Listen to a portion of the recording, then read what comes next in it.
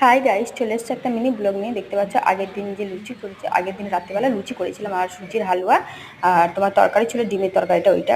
তারপরে কোনো ক্লিক নিয়ে নিই। আজকে দেখো দুপুরবেলা হচ্ছে তোমার চিচিঙ্গে ভাজা আর মাছের একটুখানি তেল বেরিয়েছিল, ওটা চচ্চড়ি মতন একটু করেছি পেঁয়াজ কাঁচা লঙ্কা দিয়ে। আর এই যে চাটনি ছিল কালকে মাছের ঝাল, ব্যাস।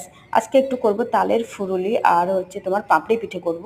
তো দেখো তালটা প্রথমে ভালো করে ধুয়ে রেখে দিয়েছিলাম আর চেঁচে নিয়েছিলাম। কিসে করে চেঁচেছি তোমাদের দেখাচ্ছি আমি।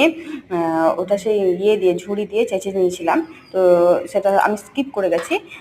আর এদিকে দেখো চালগুলো বেটে নিচ্ছি আমি মিক্সারে। আর চাল বাটা দিয়ে পিঠে খেতে সত্যি বলছি অসাধারণ খেতে হয়। এদিকে করছি ফুরুলি, আমি প্রথমে ফুরুলি করে নেবো আর মাটির তাওয়াটাতে করছি আমি পাপড়ি পিঠে।